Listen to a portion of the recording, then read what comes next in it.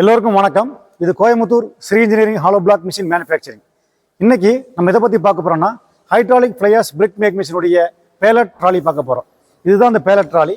இந்த ட்ராலி எதுக்கு யூஸ் ஆகுதுன்னா பிரிக்கை ஷிஃப்ட் பண்ணக்கூடியது. அதாவது கல் அடித்த உடனே பேலட்டில் வந்து மொத்தம் 100 கல் அடிக்கிடுவாங்க. 2 அடிக்கு 3 அடியில் பேலட்டில் 100 கல் அடுக்குவாங்க. அடுக்கினதுக்கப்புறம் இந்த ட்ராலி வச்சு யூஸ் பண்ணி பிரிக்கை வந்து ஷிஃப்ட் பண்ணுவாங்க. வாங்க இந்த ட்ராலி ஒரு சின்ன ஃபங்க்ஷன் மட்டும் உங்களுக்கு காட்டுறேன் அப்படிங்கிறது. இது பாருங்கள், இதுதான் ஹைட்ராலிக் பம்பு.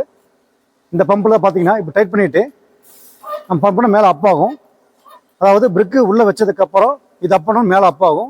அப்பானதுக்கப்புறம் நம்ம சைடுக்கு மேலே கொண்டு வச்சதுக்கப்புறம் நம்ம லூஸ் பண்ணிட்டோம்னா அது டவுன் ஆகிக்கும் ஆட்டோமேட்டிக்காக. அந்த வெயிட்டுக்கு அப்படியே இறங்கிடும். இதுதான் அதோடைய மெத்தடு. இதுதான் ட்ராலியுடைய மொத்தம் வியூஸ். உங்களுக்கு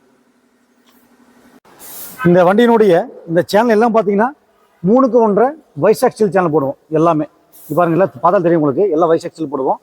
அதே மாதிரி இதுக்கு வந்து ஆட்டோ ஒரிஜினல் வீல் தான் போடுவோம். ரீபில்டு போட மாட்டோம். ஒரிஜினல் போட்டிருப்போம். இந்த பேக் சைடில் சிலிண்டர் வருது இல்லைங்களா, சிலிண்டர் வந்து டபுள் ஆயில் சீல் போட்டிருப்போம். இங்கே வரக்கூடிய சிலிண்டர் பார்த்தீங்கன்னா 2 ஆயில் சீல் போட்டுருவோம். இங்கே ஒன்று இங்கே போட்டிருப்போம், 2 போட்டிருப்போம். இதோடைய ஸ்டோக் லென்த் பார்த்தீங்கன்னா உங்களுக்கு 400 mm வரும். 400 mm, அதாவது 1.5 அடி வரும் ஸ்டோக் லென்த்து. ஆனால் நமக்கு 1.5 அடி தேவைப்படாது. தூக்குற பார்த்தீங்கன்னா ஒரு 4 இன்ச்சில் தூக்கும். கீழே கேப் பார்த்தீங்கன்னா 4 இன்ச்சு இருக்கும். மொத்தமாக டோட்டல் 8 இன்ச்சாக இருக்கும். கொண்டு வைக்கும்போது நமக்கு 8 இன்ச்சு இருந்தால் போதும். மேலும் உங்களுக்கு இந்த பேலட் ட்ராலியுடைய ப்ரைஸ் அண்ட் டீட்டெயில்ஸ் நினச்சிங்கன்னா டிஸ்கிரிப்ஷனில் என் நம்பர் கொடுத்துறேன். எனக்கு கால் பண்ணுங்கள். இன்னும் விளக்கமாக சொல்லித்தரேன். நன்றி, வணக்கம்.